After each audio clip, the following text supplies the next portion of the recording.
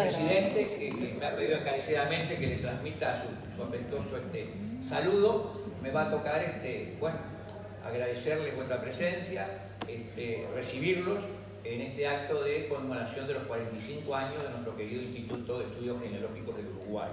Nos han llegado algunos mensajes, por ejemplo, del socio honorario Álvaro Castellón Covarrubias. Envía un saludo muy especial para todos. Guillermo Collado Maglur, presidente del Instituto de Genealogía de San Juan, que siga los éxitos para el futuro.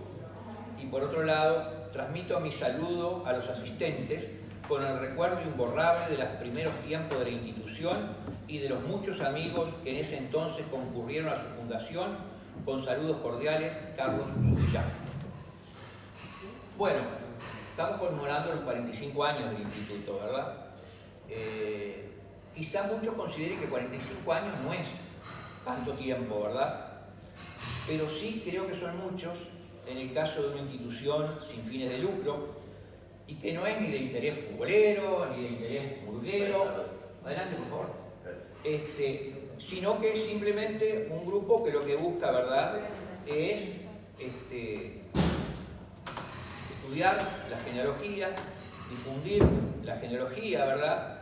Y bueno, mucha agua ha corrido en estos 45 años, ¿verdad?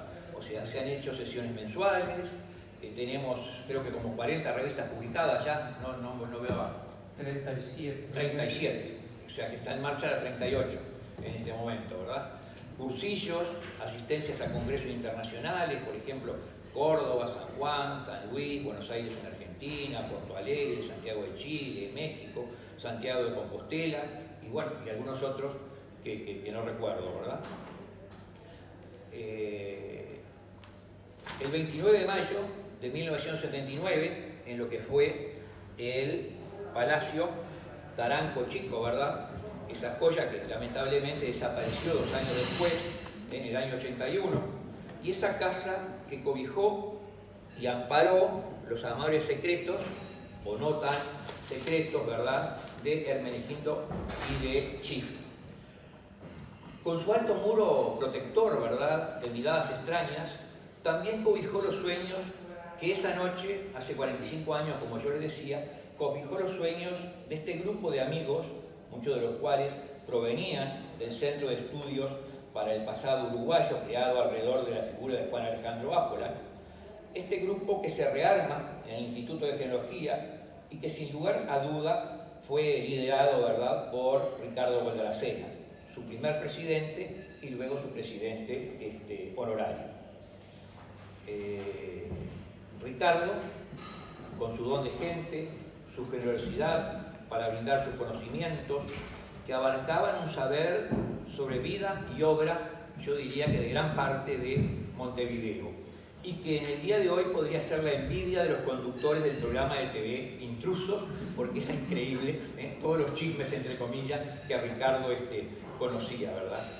Allí va a estar también, por ejemplo, Arturo Berro Sierra, con sus aportes de paleografía y heráldica, el padre Villegas, con sus conocimientos sobre oficios y precios, Rosario Williams de Seré, con su dulzura y bondad para todos los que nos acercábamos a su despacho en la iglesia matriz, Electra de las Carreras, con sus conocimientos jurídicos acompañando a Ricardo, Julio Silva y Antuña, el propio Ángel, allí estarán, que nos está acompañando, Pelusa, Lidian Castiglione de Berro, siempre activa y organizando actividades, el doctor Carlos Subillaga, también, que creo que era muy joven en aquel momento, Matilde Garibaldi Bebel, la gran maestra en heráldica del Uruguay, todo un grupo humano que supo coordinar, encauzar y llevar adelante este instituto.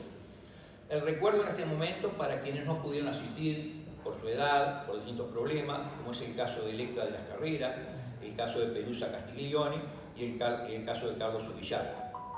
Como les decía, muchos han sido los años, muchos los logros, pero también mucho ha quedado por el camino. Lamentablemente tenemos que decir que este instituto ha sido siempre un instituto, yo diría que montevideano.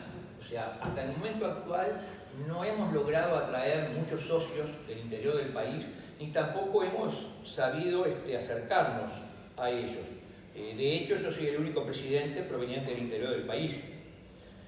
Y en lo personal, son muchos los años que, por ejemplo, yo he compartido. Recuerdo que en el año 1981, a 2 años de fundado el instituto organizó una exposición de genealogía y heráldica en el Museo Zorrilla, que en aquella época dirigía Dora Isela Race. La noticia salió publicada en el famoso suplemento marrón, el hueco grabado del diario El Día, ¿verdad? Y bueno, así me enteré yo. Y yo, que siempre había sentido cierto pudor porque andaba preguntando a la gente, ¿y tu abuelo quién es? ¿Y tu bisabuelo? Y etcétera, etcétera. Bueno, entonces me dije a mí mismo, para un poco, no soy el único loco, hay más locos, vamos a unirnos, ¿verdad? Y bueno, yo no tenía idea, ese artículo lo firmaba Ricardo Baldracena, yo no tenía idea de quién era Ricardo Baldracena.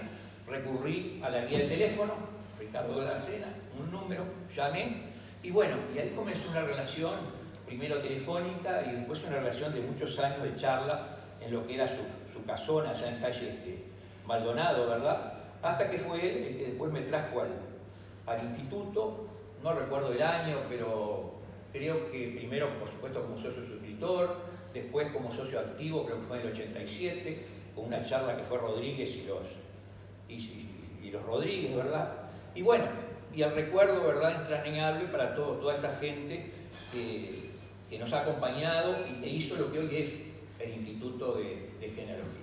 Hasta aquí los dejo porque tenemos a don Ángel, que también va a hablar, pero no quiero finalizar esta palabra sin darle un saludo, no me voy a olvidar, a todos los descendientes de Canarias, que hayan tenido un espléndido día de Canarias hoy, 30 de mayo, ¿verdad? Así que, muchas gracias. Y bueno, todos conocemos a Ángel Ayestarán. Él me ha dado acá un currículum bastante extenso, yo lo voy a resumir un poquito. Entonces, acá me indicó cargos que ocupado. Fue director del Museo Histórico Nacional, fue miembro de la Comisión del Patrimonio Cultural de la Nación, miembro de la Comisión Nacional del Archivo Artigas, miembro de la Comisión Nacional Editora de la Biblioteca Artigas de Clásicos Uruguayos, secretario de la venerable Junta Directiva de la Archicofradía de los Esclavos del Santísimo Sacramento de la Basílica Catedral Metropolitana de Montevideo, antecedentes académicos, académico y fundador y número de la Academia Americana de Genealogía, miembro titular de la Sociedad Uruguaya de Historia de la Medicina, socio fundador y honorario del Instituto de Estudios Genealógicos del Uruguay, socio honorario del Instituto Genealógico Brasilero, miembro delegado en Uruguay del Centro de Estudios Genealógicos de Buenos Aires, miembro correspondiente del Instituto Argentino de Ciencias Genealógicas, del Instituto Peruano de Investigaciones Genealógicas y del Instituto Chileno de Investigaciones Genealógicas, con múltiples publicaciones, libros, folletos, por ejemplo, Federico Villaguarch, El Gringo de Confianza, Memorias de un médico alemán en Montevideo entre el fin de la Guerra del Paraguay y el civilismo, No es para tanto mi tío, el doctor Enrique Muñoz y su época, Historias de la Historia, Mi Historia Uruguay, diccionario histórico y coautor coleccionable del Observador, Cancilleres, reseña de los ministros de Relaciones Exteriores de la República Oriental del Uruguay, publicado por el Ministerio de Relaciones Exteriores, Memorias de un patricio oriental, doctor Adolfo Rodríguez, Cronología y descendencia de don Francisco Rodríguez, Farruco. Bueno, más de 100 trabajos publicados en sesiones de la Sociedad Uruguaya de Historia de la Medicina, revista del Instituto de Estudios Genealógicos del Uruguay, boletín del Instituto Argentino de Ciencias Genealógicas, suplemento dominical del diario El Día, diario El País, La Mañana, revista Postdata, revista Convivir del Observador. Participado en congresos en Madrid, Estados Unidos, San José de Costa Rica, Montevideo, Buenos Aires, y ha realizado programas de capacitación en Estados Unidos. Bueno, los dejo para que nos cuente el origen del Instituto de Estudios Genealógicos del Uruguay.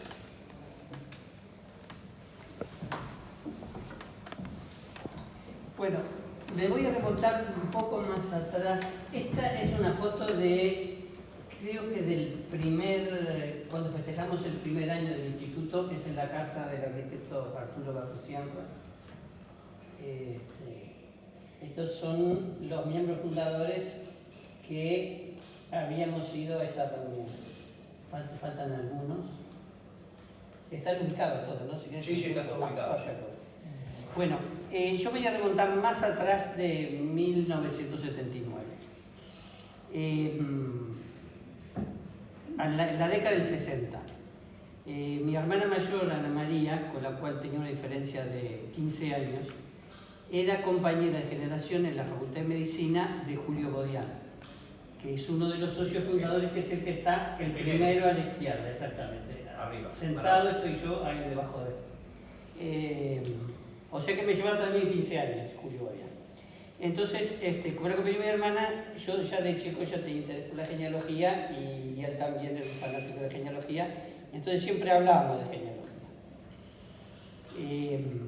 En el año 1976 sale para mí un libro fundamental en la historia de la genealogía en Uruguay, que es el primer tomo del libro de los linajes de Ricardo Goldaracena.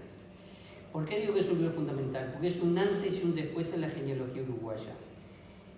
Se habían publicado antes varios libros de genealogía, están los de Azarola Gil, los de Celia Suárez de Pérez Gomar, los de Bertina Gomenzoro, hay trabajos de Matilde Garibaldi sobre los entronques de Quiroga y Sarmientos, hay folletos de Fermín Huertas Berro, pero habían tenido una difusión hasta la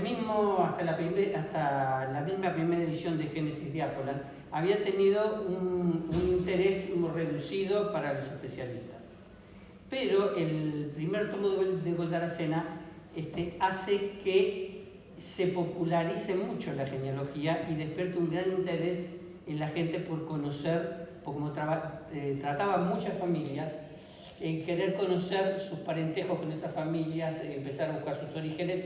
Y la prueba está que antes de los que fuimos al archivo de la catedral, por ejemplo, antes del 76, después del 76 cambió muchísimo la gente que iba a investigar, o sea, se multiplicó. Bueno, entonces cuando sale el libro yo le comento a Julio Bodián, mirá, a pesar que Goldaracena ya había publicado en El País de los Domingos algunas crónicas de genealogía, algunas de las cuales las recoge en el libro. Entonces llamo a Julio y le cuento, mirá el libro que salió, ¿sabés quién es Goldaracena? Me dice, es amigo mío. Ah, me interesaría mucho conocerlo. Entonces, vamos un día, lo llamo y en el año 76 vamos con Julio Bodián a su casa de la calle Durazno Ubicuí, y ahí me presenta Goldaracena, bueno, empezamos a hablar y ahí nació, por supuesto, la amistad por este interés común que iba creciendo de la genealogía. Bueno, entonces hablábamos, nos reuníamos y empezó a surgir la idea de por qué no creábamos un centro de genealogía, que había otras personas interesadas. Entonces yo hago un viaje a Buenos Aires en enero del año 79 y para entrevistarme con las autoridades del Instituto Argentino de Ciencias Genealógicas para que me den su experiencia con respecto a cómo es un instituto, cómo se maneja un instituto de genealogía. Entonces me entrevisto con el que era el presidente en ese momento del Instituto Argentino, que era Félix Martín Herrera, con el secretario, que era Carlos de Pereira Laitre, y con el director de publicaciones, Hugo Fernández Bursa.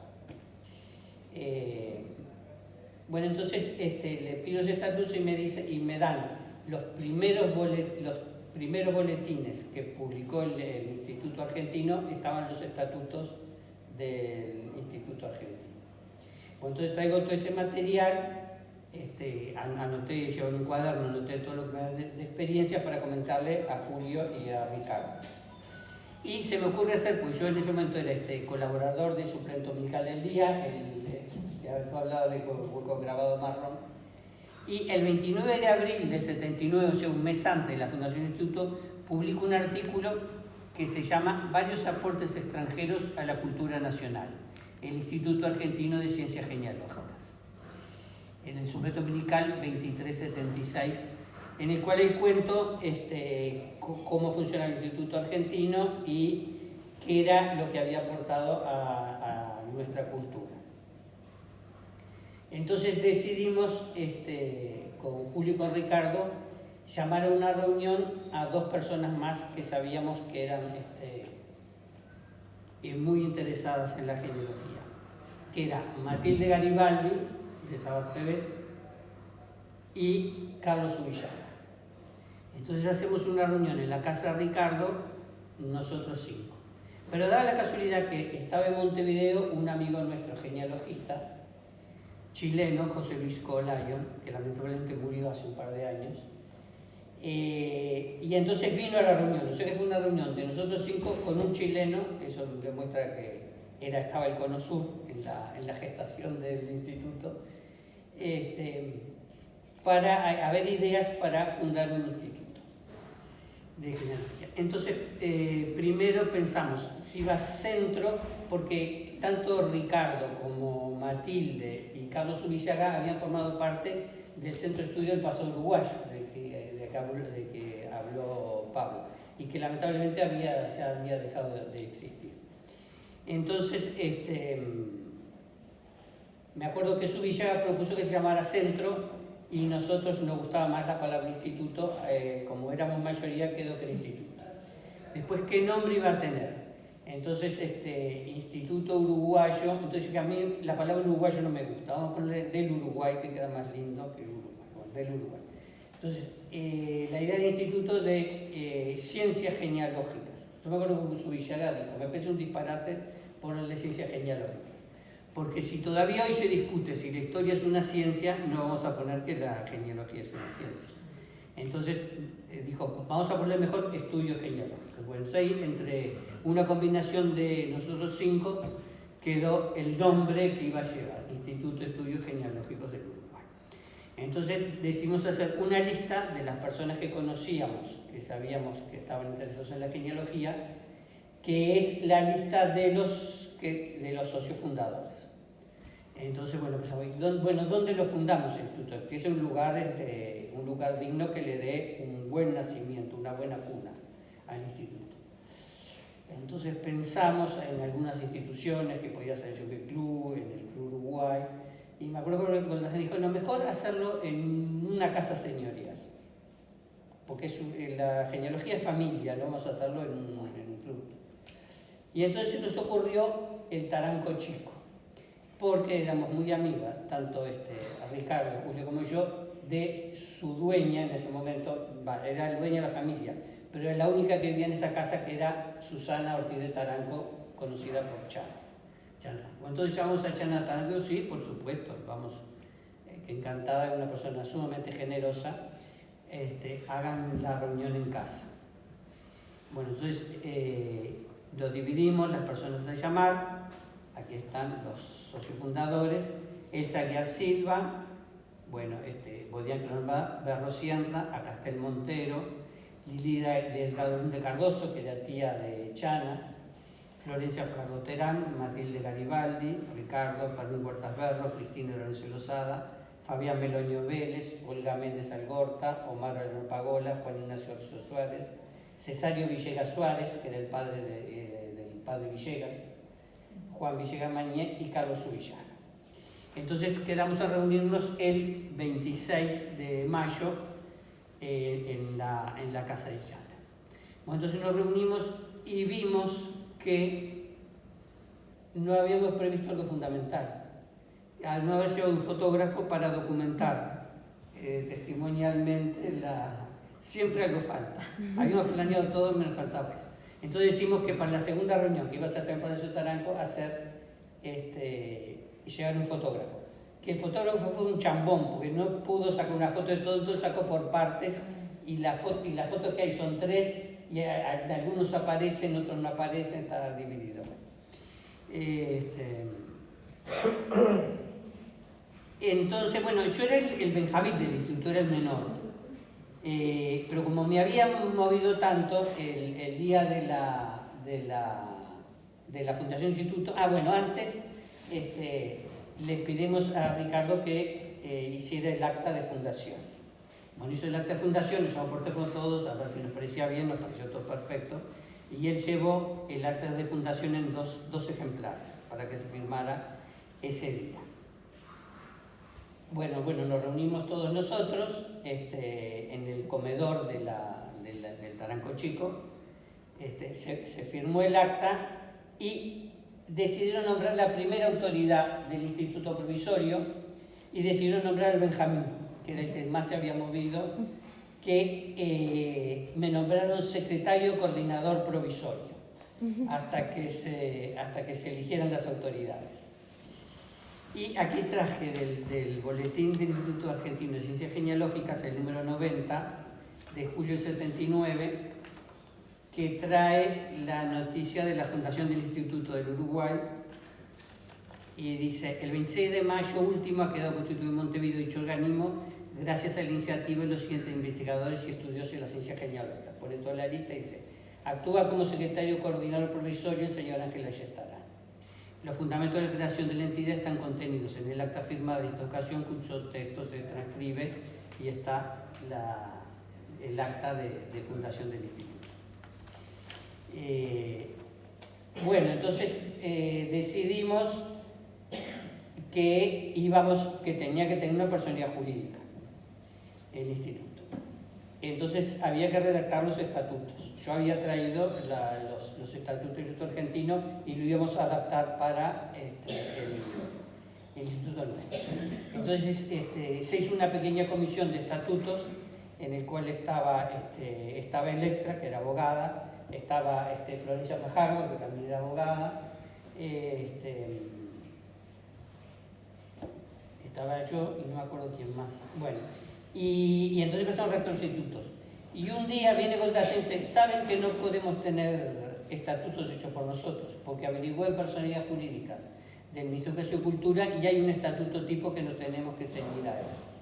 ¿Cómo es eso? Entonces, parece mentira, es un estatuto que sirve tanto para un instituto de genealogía como para un club de bolsa. Bueno, y entonces es por eso que el instituto tiene socios en vez de tener miembros.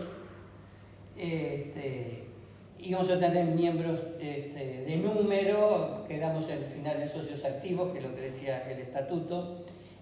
Los miembros correspondientes quedaron en suscriptores. Bueno, y entonces me acuerdo que se compraron los dos primeros libros que deben estar en el instituto, no somos la biblioteca. El primero de Asamblea General y el primero de la Comisión Directiva. Que es lo que están, los 3 primeros años están escritos por mí, en mi letra. ¿Qué? Sí, es así. Sí, y entonces me acuerdo que en el libro de actas yo tuve que pasar a mano todo el estatuto tipo porque había que presentarlo. Me pasé todo un día copiando el estatuto tipo que nos habían dado. Entonces se hicieron las primeras reuniones en la casa de Chana Taranco, en el Taranco Chico, y después conseguimos el Jockey Club. A partir de la cuarta o quinta reunión se empezaron a hacer en el Jockey Club, en la calle 18 de Julio, hoy lamentablemente cerrado y destruyéndose.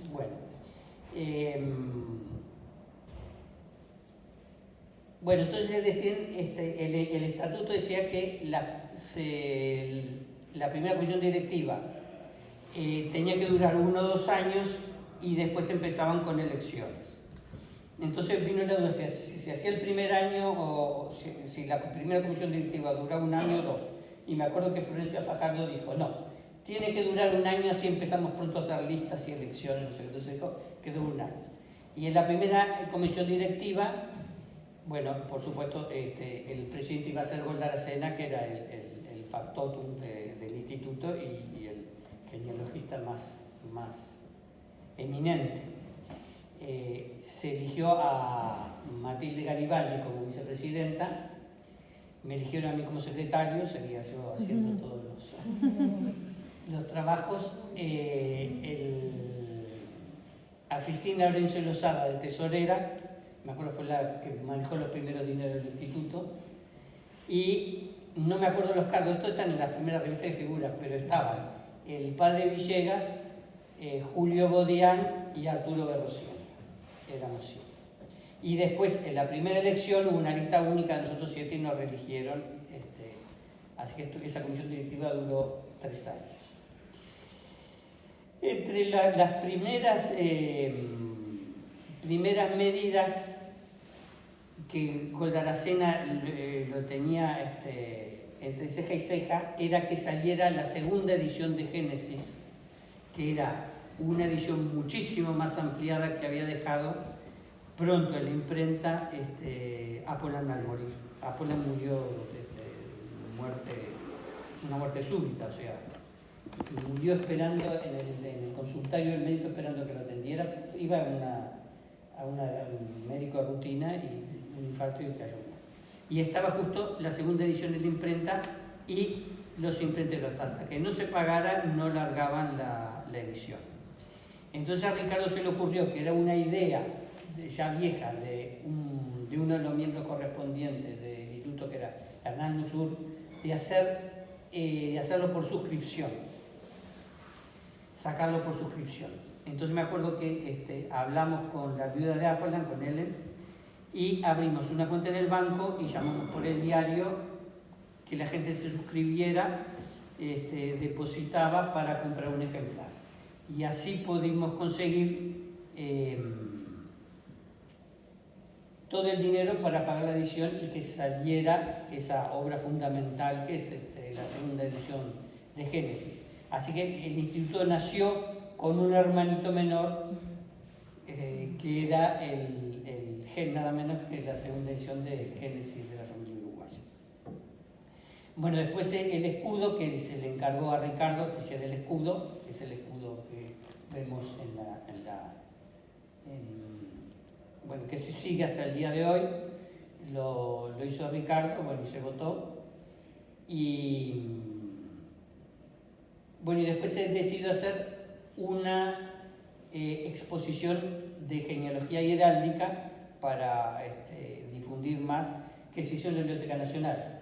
Fue una exposición muy importante, que además todos los días se daba una charla, tanto de genealogía como de heráldica. Bueno, ¿qué más podría contar? Bueno, después también se hicieron las jornadas en el Museo Zorrilla. Bueno, ahí empezó a funcionar el instituto. No sé si quieres hacer alguna pregunta o algo. No sé. ¿Cómo, cuando yo lo conocí, estaban en la Galería Cobarder? Sí, donde funcionaba el Instituto Geográfico, sí. Ahí está. ¿Cómo se...? Claro, pues el instituto después, cuando el Jockey Club empezó a teclear, ya nos tuvimos que ir de ahí y empezamos a reunirnos, que nos prestó su sede el Instituto Geográfico, que funcionaba ahí en la Galería Cobarrer. Precioso lugar. ¿Qué? Precioso lugar, sí, digamos, súper céntrico. Yo no sé si entre el Jockey Club... No, pero antes nos reuníamos en casa del vicario. Es verdad. Arriba de la librería. En la casa del vicario. Y después también un tiempo en el Museo Romántico. En la sede de Planta Baja. Hicieron las sesiones mensuales en casa de familia también. Sí. Sí, habría que ver las sedes, eso yo tanto no recuerdo, pero sí, la verdad que me decís, me acuerdo perfecto. La casa del vicario, un tiempo también en el Museo Romántico. Me acuerdo en casa de familia, sí me acuerdo en la casa el apartamento de Lano Pagola en Avenida Libertador. Me acuerdo que hice unas reuniones que vino una genealogista española, Dagmar Salcina de Blanco Lozada, que ella era de la Escuela de Genealogía Heráldica de Madrid. Me acuerdo que la reunión fue ahí. En la casa de Berro, allá en Eduardo Acevedo, se hicieron algunas.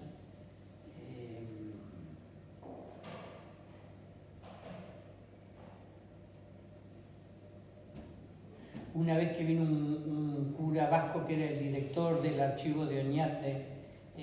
Borja. Sí, no, Borja no. No, Borja Aguinagalde es un genealogista así vasco, director del archivo. No, en este momento era un cura que era... El apellido era un sueta, el segundo apellido. era el, ¿qué? Aguirre Zavala, ¿no era? Aguirre Zavala, sí, Aguirre Zavala Unzueta, que era esa se hizo en casa, me acuerdo. Era de Oñate. De Oñate, era el director del archivo de Oñate.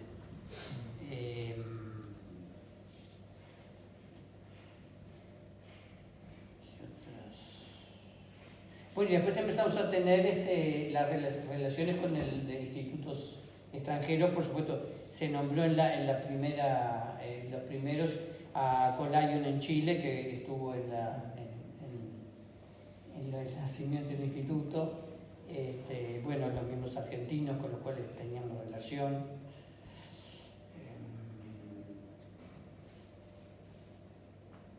El Duque de Tovar, que fue el primer libro que tuvo el instituto, le mandó el de regalo, porque vio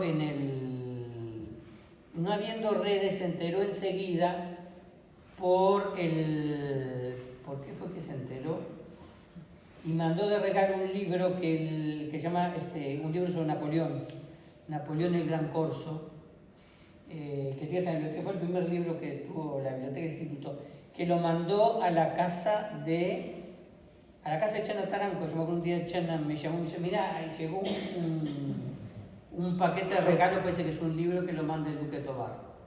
Y entonces, tan generoso que lo nombramos miembro. Después le tuvo problemas con la justicia española.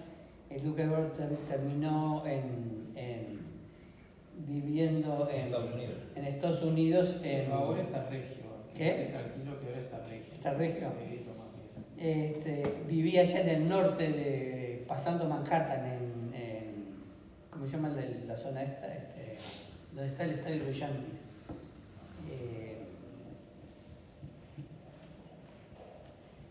No importa. Bueno, no importa.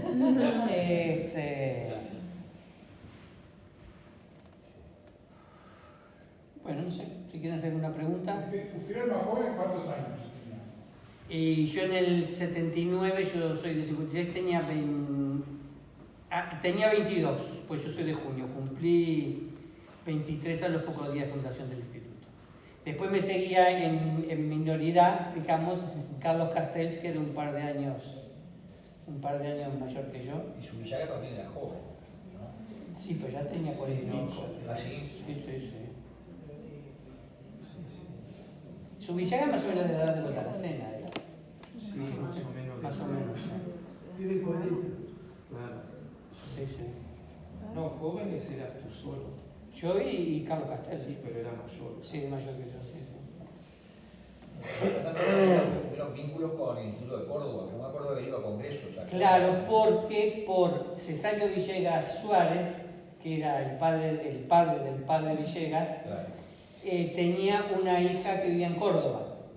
Y al poco tiempo de fundar el instituto se fue a ver a la hija y ahí entró en relaciones con los genealogistas cordobeses, especialmente Tejerina Carreras, que no sé si vive Tejerina. No, falleció hace unos años.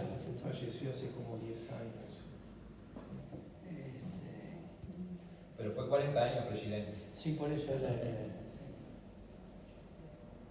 Y estaba Bustos Algañarás también. Sí, vive todavía. ¿Vive todavía? Y creo que es el presidente ahora, ¿no? Yo creo que Creo que sí. sigue el presidente Sí, del sí. presidente. Sí. Sigue como presidente. Ahora no se llama más instituto, sino que se llama Academia Mira. Argentina. Sí, La Academia Argentina. Academia Argentina. Le ganaron los En el porteños. año 73, por Sí. Y Luque Colombres, que debe haber muerto. Sí, también. hace años, sí, Está cordobés. Tenían excelente genealogía. Sí. Cordobeses, excelente. Y yo me acuerdo en el 82 se hizo un congreso en Córdoba, que fueron muchos miembros del instituto, casi todos. Yo no fui porque me iba al congreso que había en Madrid, en el 15º Congreso de Genealogía Heráldica, que se celebra en Madrid. Entonces yo en vez de ir a Córdoba me fui a Madrid, que era el único sudamericano en ese congreso.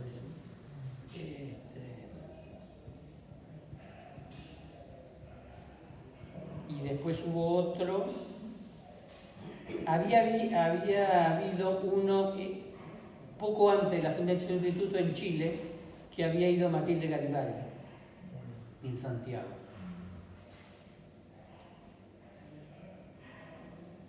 Bueno, después se hicieron las jornadas en Punta Carretas, en el Museo Zorrilla, unas jornadas, eso fue también en el 82.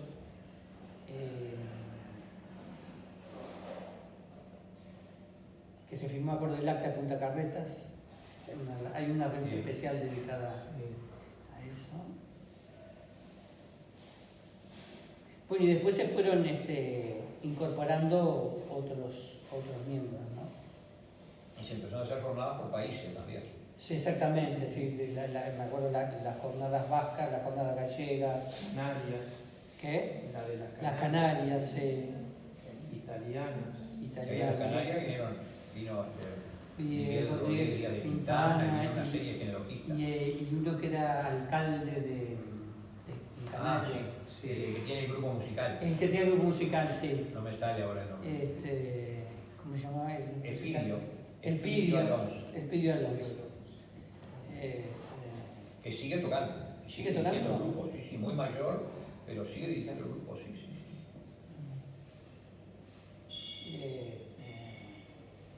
Me acuerdo que en las jornadas siempre recitaba en ese idioma Julio Silva y Antuña, que le encantaba recitar. Me acuerdo que recitó a Rosalía de Castro en gallego, en las jornadas gallegas. Unas jornadas inglesas también recitó en inglés, en francés, no sé qué. No me acuerdo en qué jornada recitó unos poemas de Santa Teresa, que recitaba y lloraba en el poema de Santa Teresa.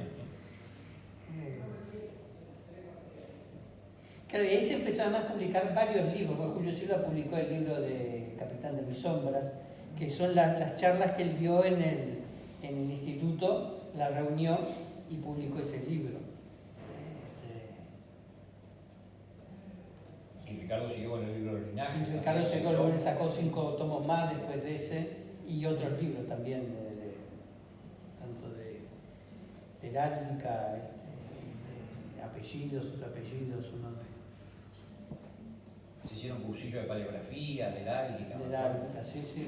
Hubo un cursillo de heráldica en la Universidad Católica. Yo me acuerdo, por ejemplo, cuando se crea la Universidad Católica, nos piden, no sé, ese rector era el rector Escuadrón, exactamente. Nos pide de hacer el escudo de la Universidad Católica. Y Ricardo dice, ¿qué mejor escudo que poner? Ya que va a tener el nombre de la Larrañaga, el que era el escudo de la Larrañaga. Y exactamente el escudo de la Universidad Católica es el escudo de Cruzado la Larrañaga, el del sello de la Larrañaga. Se hizo un curso de vexilología que le dio Ricardo. Creo que fue la única que se habló de banderas en el instituto, ¿no? Sí. Después Ricardo sacó el libro, sacó los proyectos que se usaban en el país. Iconografía estaba Shulkin. Shulkin, sí. Había hasta una comisión específica. Sí, de iconografía. Shulkin, que siempre traía mucho cuento y mucha anécdota, era muy divertido Shulkin en las reuniones, pues siempre ponía la sal, siempre de fulanita siempre contaba algún cuento, algún chusmerío. Y además tenía una forma muy amena y graciosa de contar Shulkin. Era muy gracioso. Sí, tenía unas colecciones impresionantes. Y que tanto que esa colección después murió y los hijos la remataron, esas Fue cosas. todo para remar. Sí, que él siempre decía mi colección y... Hicieron 2 remates, uno creo que duró como 5 días Sí. y después hizo un segundo remate. Sí. Que algunas cosas compró el Estado.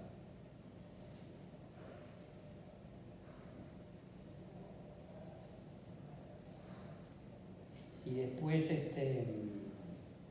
otro que sabía mucha historia por tradición oral era Cesario Villegas, el padre del padre Villegas. Era un placer verlo hablar.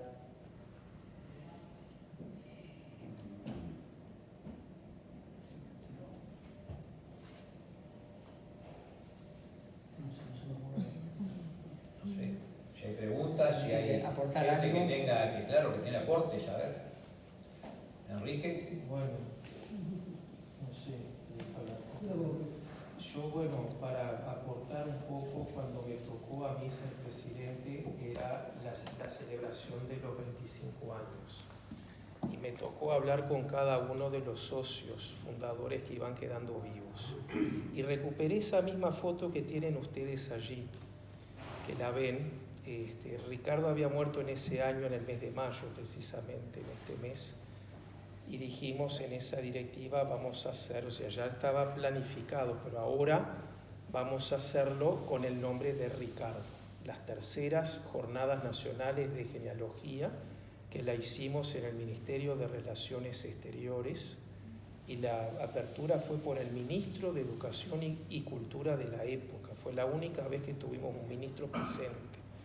Eso fue en septiembre del 2004. Entonces entramos a recuperar material, hablando con los socios, y me llega esta foto que me la dio Olga Méndez, Alguta. Me acuerdo que se la exhibo al padre Villegas, que era vicepresidente mío en ese momento, y el padre era un hombre con un sentido del humor increíble, los que lo conocieron al padre Villegas.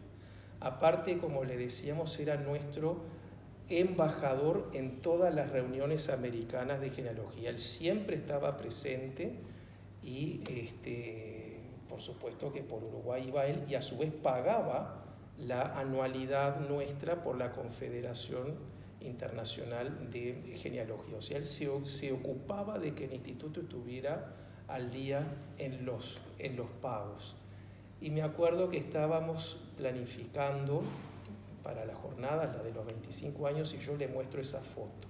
El padre Villegas se queda mirando y yo dije, uy, ¿qué me va a decir? Porque bueno, esas reyertas que a veces en toda asociación las hay, ¿no? Y dije, bueno, me va a salir con algún cuento de época, o que se peleó con tal o con cual, pero no.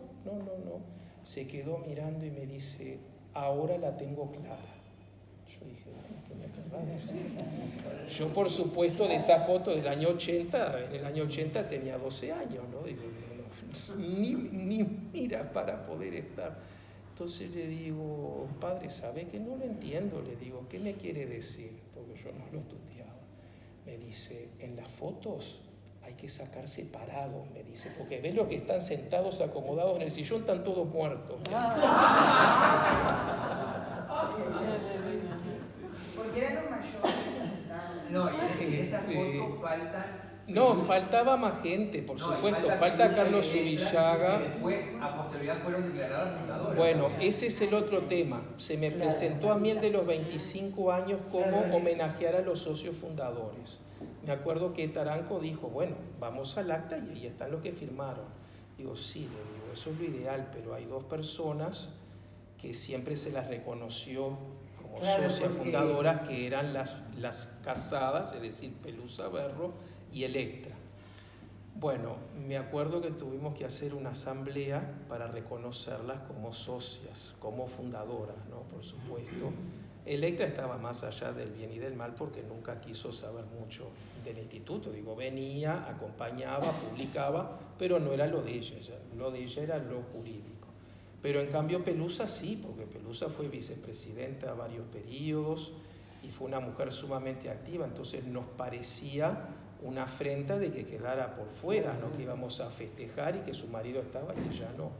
Bueno, y me acuerdo que hicimos una asamblea para nominarlas a ambas como fundadoras, ¿no? Claro, pues esas estuvieron no se las puso porque No se las puso porque se decía que al ser esposas claro, de sí, ella, exactamente. ellas no eran. Como también estaba la señora Subillaga en la...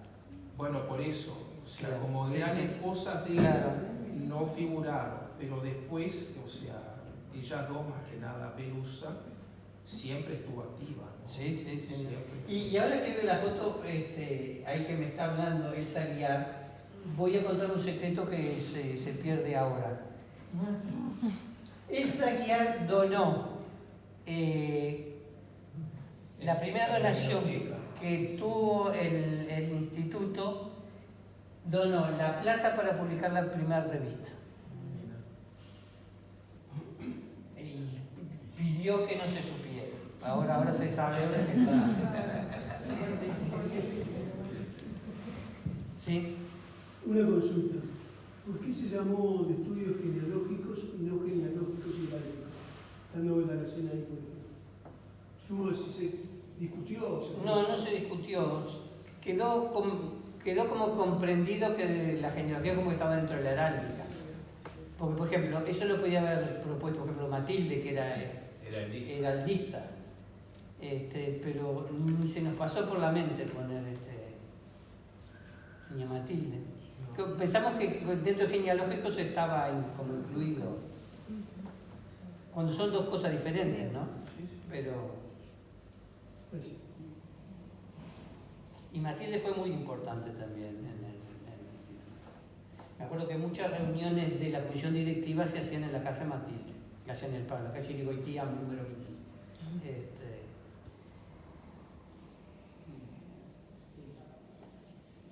Matilde sabía poner siempre aguas frías en todos los problemas, era la que calmaba los ánimos en todo. Después la hija por muchos años socia también. Sí, claro, sí. No, Matilde fue un puntal en el instituto. Y ahí, por eso está en el centro junto con Ricardo, ¿no? Y Olga Méndez, que era muy divertida, muy graciosa y muy divertida. Era la que se ocupaba de los festejos del instituto, ella.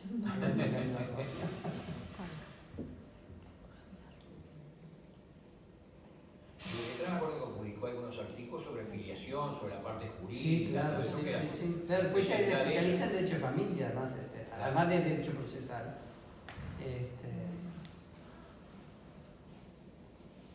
Y Julio Bodián, que era, no sé si alguno que acá lo conoció, que acá que era una persona muy gracioso, era una persona más graciosa que he conocido. Lo que recuerdo de Julio Bodián era que guardaba todos los avisos de la necrológica de los diarios. Sí. Yo creo que de Julio Bodián, yo por lo menos en mi época estaba, que lo hice poner en el fondo documental, había todo un estudio que él había hecho sobre la familia de los García de Zúñiga, eran tomos que estaban escritos por él, y eso estaba, en una época estaba, no sé ahora si seguirá estando, pero eran unas carpetas grandes, escritas a máquina, hechas por él. Sí. Precioso estudio, como 3 o 4, que tenía todo escrito a máquina, y creo que estaba incluso con un folio que le había puesto color gris. Era muy minucioso, Era muy minucioso, un excelente genealogista. Yo cuando leía eso digo, qué pena lo que nos perdimos, ¿no? Sí, una letra muy clara, además tenía una letra muy temprana aparte. Hubiera sido un gran presidente. No, y además la memoria que tenía es una persona de más memoria que yo he conocido. Podía hablar de que los abuelos, de los nombres de los abuelos, de los bisabuelos de cualquier persona, te nombraban los tatarabuelos de cualquier persona. Tiene una memoria impresionante.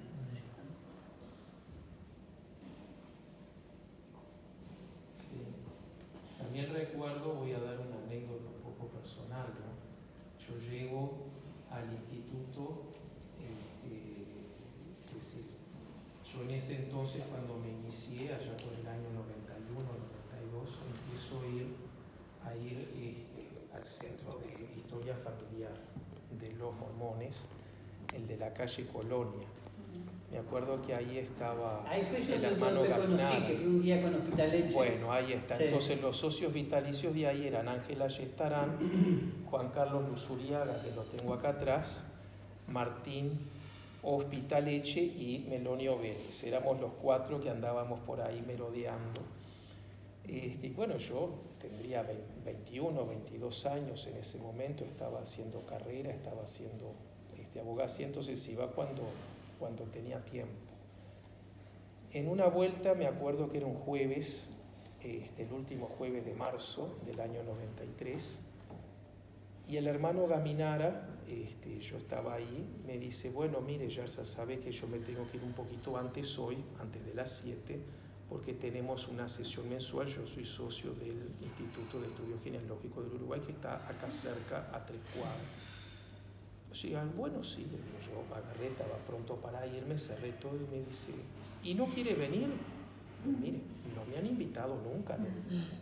Acá hay socios y no me han invitado. No, venga que eso es público, me dice. Bueno, y ahí caí, ¿no? Él me presentó y ahí llegué y me acuerdo que, claro, era así como tú, lo que me imagino, lo que habrás visto en el año 79 de una diferencia generacional, salvo por Carlos Castells, lo demás era toda gente de una generación mayor. Bueno, y fue lo que me pasó a mí, te diría que con más generaciones, ¿no? Porque ahí era a ver cómo lo digo que no quede feo, era un círculo, un cenáculo de gente bastante mayor, lo cual está bien, no voy a decir que no, pero no se veía gente joven. Incluso había un concepto en esa época, que todavía yo ahora que estoy un poco mayor me doy cuenta que sí, digo, me atacó ese viejazo. Este concepto era que los jóvenes no hacían genealogía o no se interesaban por la genealogía. Tenían ese concepto la gente mayor. Entonces me miraban como bicho raro, ¿no? Es decir, una rara avis era. Y bueno, y con pena lo tengo que decir. Pasaron 30 años de marzo del 31 años de marzo del 93 y lamentablemente no veo gente joven. Hoy Pablo decía que tenemos una carencia con el interior, que no hemos sabido atraer socios. Bueno, yo tengo acá mi reflejo, o sea, cuando yo entré en el año 93 como socio, éramos 3 personas jóvenes, sacando Martín Hospitalecci y tú, que eran un poquitito mayor que yo, que nosotros. Éramos 3 jóvenes, que éramos Pablo Leites, que todavía está, era de mi edad, Daniel Gonzaga, que no sé qué fue de la vida de él, y yo. Éramos los 3 más jóvenes, que incluso siempre estábamos juntos, ¿no? Porque nos teníamos mucho de dónde agarrarnos. Y bueno, y me da mucha pena decirlo, porque pasaron 31 años y yo no veo gente joven. O sea, podemos ver en los listados de las sesiones mensuales los socios que se afilian, que me da mucho gusto que se afilien y ojalá que se sigan afiliando más gente, pero no hemos podido llegar a la gente joven y creo que ese es otro gran déficit que tenemos. Y hoy en día creo que la genealogía no es mala palabra. Hace 30 años atrás, cuando uno decía, ¿y en los tiempos libres qué hace? Yo hago genealogía, ya te miraban con cara rara. Un chico de 20 y pocos años haciendo genealogía te miraba con cara rara. Caías a una iglesia, a una parroquia y el párroco... Incluso hubo un párroco que me echó 2 veces de la iglesia. Ahora está muerto, así que lo puedo decir. El párroco de Santa Lucía me echó 2 veces.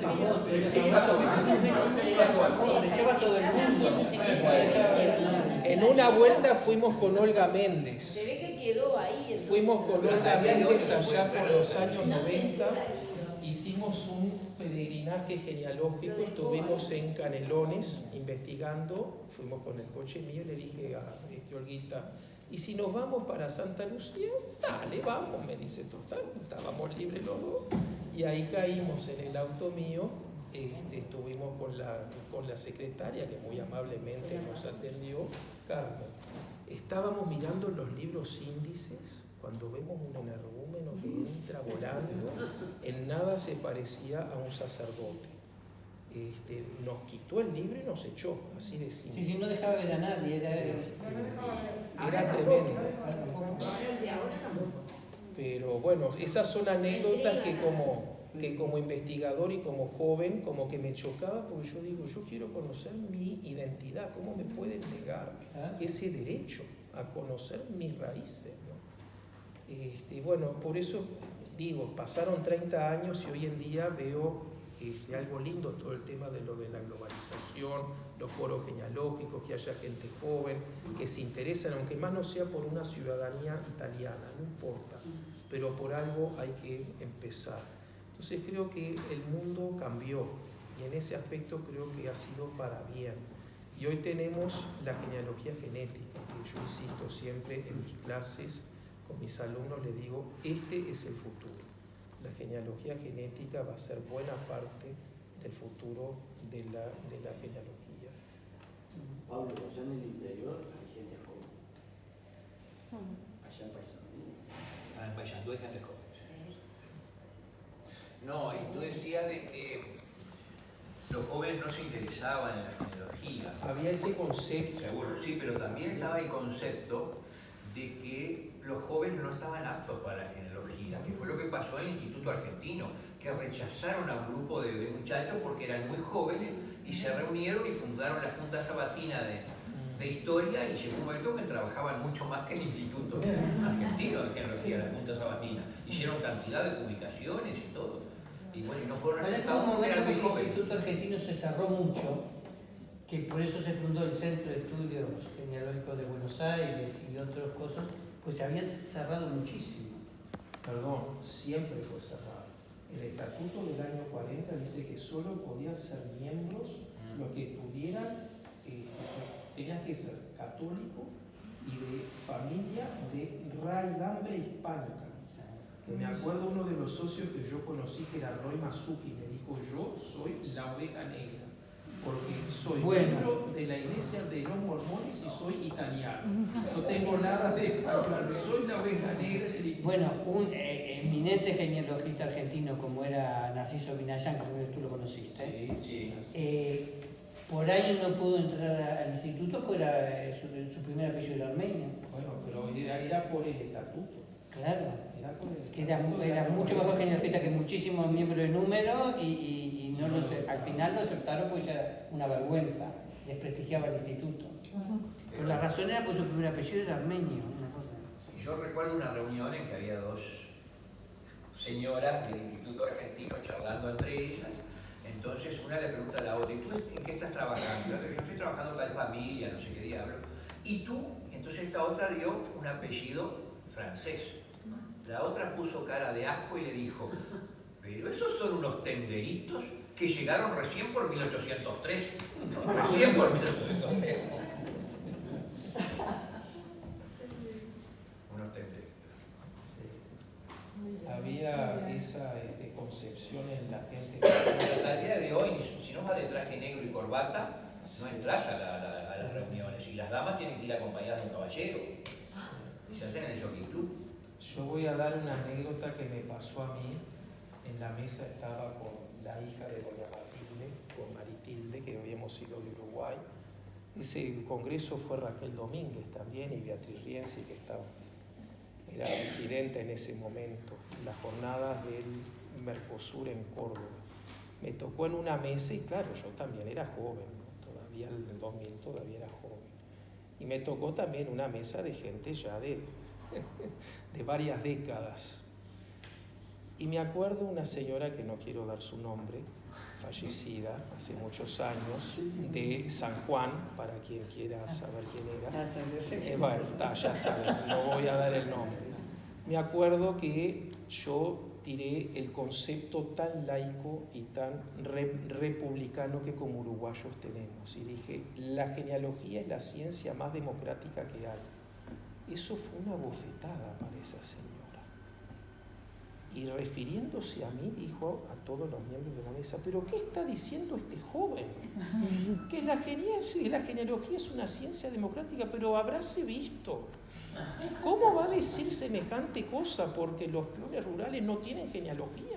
Si se juntan entre ellos y no tienen el más mínimo respeto y pudor, empezó a hablar con unos improperios que yo me quedé helado y miraba las demás caras para que me defendiera alguien, ¿no? Yo digo: bueno, a ver, los genealogistas, ¿dónde están? ¿Qué tienen que decir? Nadie dijo nada. Ahí me sentí en la soledad más abyecta y dije: nunca más digo nada, porque no me defendió nadie. Por eso digo, como los prejuicios. Claro, era una señora capaz que había nacido en 1890 y pico, ¿no? Bueno, en 1900 y poco. Pero bueno, ¿cómo estaba todavía esa gente que hacía genealogía por veleidades, ¿no? Y que no entendía que era otra cosa, que genealogía no es eso. Sí, adelante. Si el instituto tuvo o tiene alguna conexión o intercambio o información con institutos de Brasil. Sí, allá tenemos una experta. ¿Dónde está Raquel? A ver, Raquel, ¿Qué pasó? Están preguntando las conexiones con Brasil, el instituto. ¿Con Brasil? ¿Qué está pasando? Sí. O sea, por supuesto que a través de internet uno puede. Sí. Claro, nunca va a ser lo mismo que si hay alguien que dice, no, esta fuente no es fidedigna, o no es fiel, o esta es mejor, o que haya un intercambio con un centro genealógico de Brasil. Claro, está en Porto Alegre, ¿te acuerdas cuando En fuimos? Porto Alegre hemos ido a congresos, Sí. y no, y así es con el Río de Janeiro, que hace pocos días se pusieron en contacto contigo por una foto, y bueno, aquella me derivó a mí, yo conseguí la foto del personaje, y publicaron el trabajo y nos agradecen a los dos de haber aportado la Querían foto. sobre Alberto Fernández, y que era un escritor de Florida, historiador. Fue miembro del Entonces, instituto, Alberto Fernández. Claro, me pidió la foto porque, claro, estaban haciendo todos sus inmemorias, todo. Y yo ya no soy más social, allá vos seguís siendo social allá. No. Yo sí. Yo desde que empezaron a cobrar, girar dinero, todo eso. Yo, gracias que le giro acá. Yo no me compliqué. Entonces, pero yo sigo siendo amiga de esta señora, porque cuando estuvimos en Río de Janeiro, ella nos llevó a pasear a Manuela Techera y a mí, anduvimos paseando por todos lados, nos hicimos socias allá del instituto. Entonces, bueno, pasan tiempo, a veces me mandan cosas, nos saludan. También alguna vez nos ha rezongado feo también. Sí, claro, pero con razón, porque ¿te acuerdas cuando estuvimos allá? Ella nos pidió que el instituto llenara un formulario para nosotros también ser miembros como instituto de allá. Pasó el tiempo, yo en ese momento no estaba en la comisión directiva, estaba con no sé qué más, y pasó el tiempo y no se hizo. Entonces nos dijo de todo en una cartita, que yo pienso que ella, como buena carioca, lo agrandó mucho más. Tuvieron ustedes que salir a decir que se nos había pasado todo eso y ahí volvió toda la normalidad. Sí, yo ahora cada vez que se forma la comisión les digo, miren que tienen que comunicar el brasileño. No, ni hablar por eso. Entonces, ¿qué pasa? Me pide esa foto a mí y yo dije, de Florida, y me acordé de vos enseguida. Y te pedí a ver si vos encontrabas una foto, porque yo busqué en internet, claro, que ella también la había buscado y no había. ¿Qué me manda ella? ¿Qué me mandas vos? Dos fotos, una que estaba lejos, no se sabía ni quién era, porque era un señor de lente mayor, pero no se veía nada. Pero había otra foto espectacular, que estaba hecha a lápiz la foto. Pero una foto, a lápiz, pero era mejor que sacada con una cámara. Y ahí me miro el año y abajo le decía la firma y decía Río. Río, dije yo, mándame Río. Entonces agarré y me fijé en internet quién había el autor de esa foto y era justamente un ucraniano que vivió en Río de Janeiro y tenía una galería de fotos tan fabulosas hechas a lápiz por él. Entonces le mando la foto a esta señora y le digo tal cosa. Bueno, aquella carioca saltó, bueno, ya era todo samba pura porque me mandó de vuelta y estaba enloquecida porque justo coincidió que la foto que le mando era espectacular. No le dije nada que nosotros éramos los que habíamos estado en el problema aquel.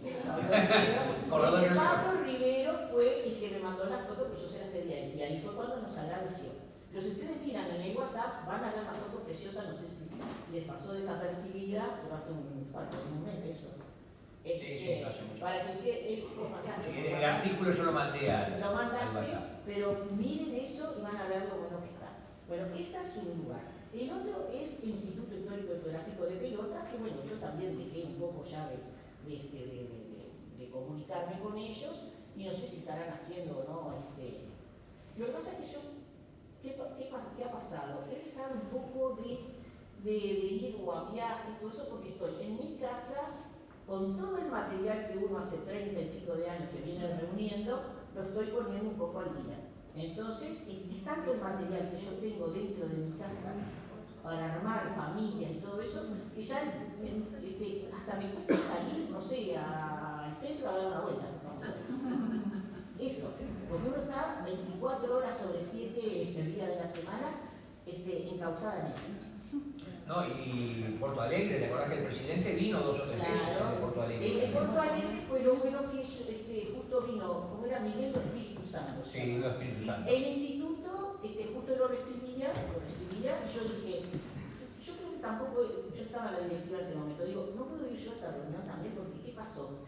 Yo iba allá a sacar datos, y había un archivo llamado de Moacir Domínguez, que era espectacular. Y claro, no le estaba sacando ni fotos ni nada. Entonces, cuando vino este señor, lo primero que hicimos, tipo institución, sí podíamos sacar fotos de ese instituto. No sé si ustedes vieron algo acá, pero ya no me acuerdo.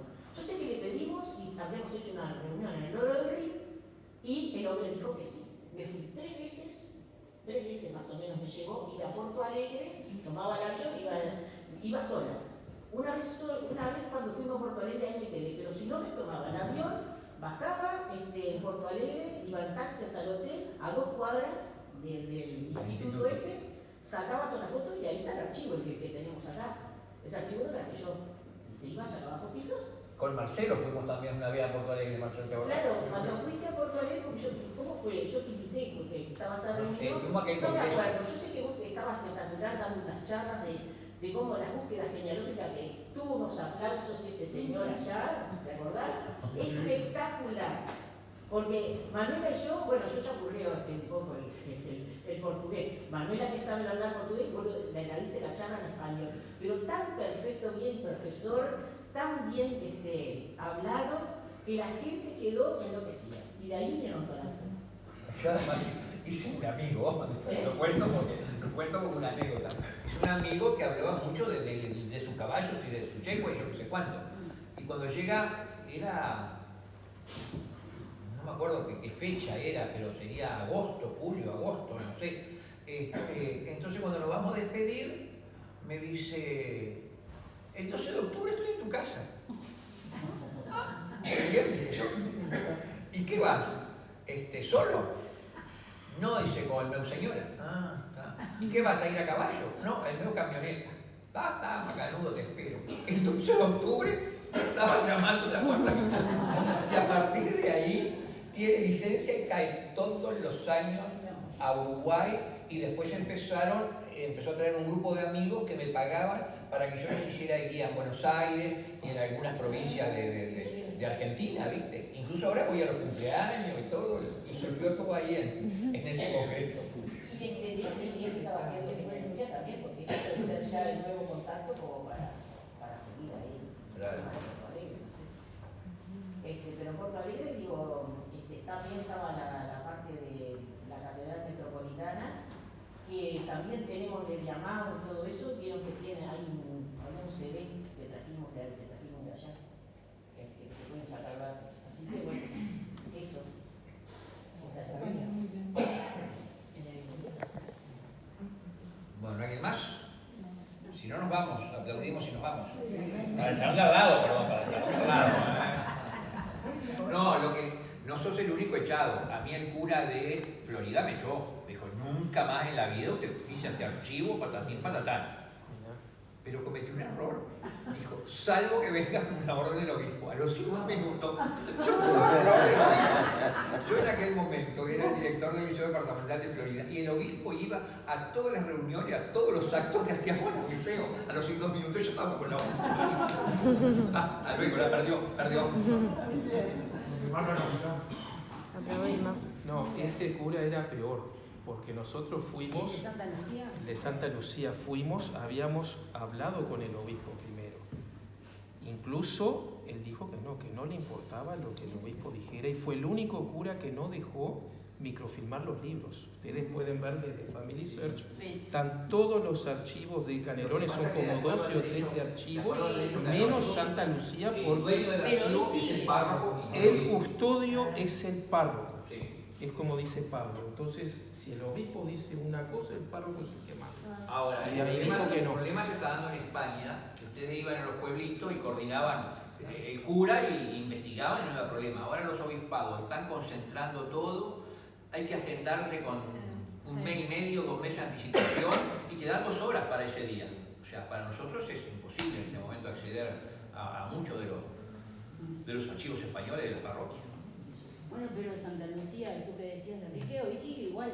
Sigue igual, sí, Sí, totalmente. Ni deja, ni podés ir, ni viajar, ni... Yo he ido a todas las parroquias, no tengo problema ninguna y he recorrido por todos lados.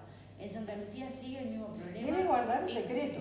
Debe guardar. Y todo lo que tenés que hablar con la secretaria parroquial, que la señora te atiende muy bien, pero te entra la duda si realmente no encontró nada o no buscó. Yo creo que lo maté ahí. Porque yo tengo datos ahí. Yo creo que lo maté porque para España una consulta me preguntan por la accesibilidad de los archivos uruguayos y yo le dije que con mayor o menor accesibilidad en general se accedía a todos los archivos, excepto el archivo Santa Lucía que viene a los 5 días de cobertura.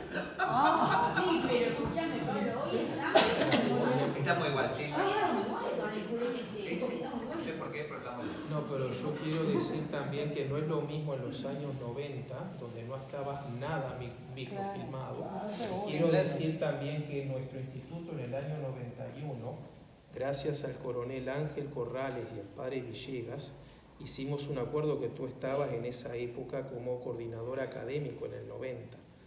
Hicimos un acuerdo con el Ministerio de Defensa Nacional para microfilmar la iglesia matriz, la iglesia de San José, la de Minas y la de Flores. Fuimos pioneros. Antes de que los mormones tuvieran los archivos como los tienen ahora, nosotros los teníamos ya microfilmados. Incluso estuvieron durante años los microfilmes arrumbados ahí, estaban en un armario, porque no teníamos ni siquiera, éramos tan pobres que no teníamos ni un lector. Entonces, bueno, yo cuando asumí dije, no, lo primero que hay que hacer es conseguir un lector, y a mi izquierda tengo quien hizo las gestiones, por eso es que le quiero dar las gracias. El primer lector que tuvimos fue por medio de Alcira, que era un lector con impresora, y ahí fue la única vez que vi el instituto lleno.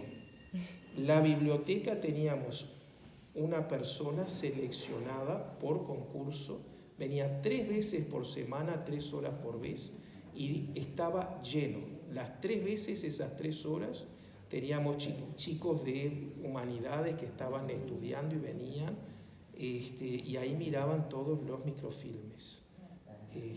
Por eso creo que esa época fue una linda época hasta que nos desalojaron, porque la Galería Cobarrer fue nuestra única sede, porque las demás eran casas de familia, la librería del vicario, pero la sede oficial la tuvimos recién en el año 88-89, que fuimos decolados, vamos a decir, por el Instituto Histórico y Geográfico. O sea, nosotros estábamos ahí gracias a ellos. Y allí estuvimos hasta el año 2006, hasta que nos echaron. Decime una cosa, ¿hay fotos de ese lugar? Ahí sí. Incluso tengo las fotos del último día con Raquel Domínguez y con Omar Rubio. Era como el Senado, como una Cámara de Senadores. Tenías madera. todo. Bueno, vamos a la biblioteca también. El señor de acá abajo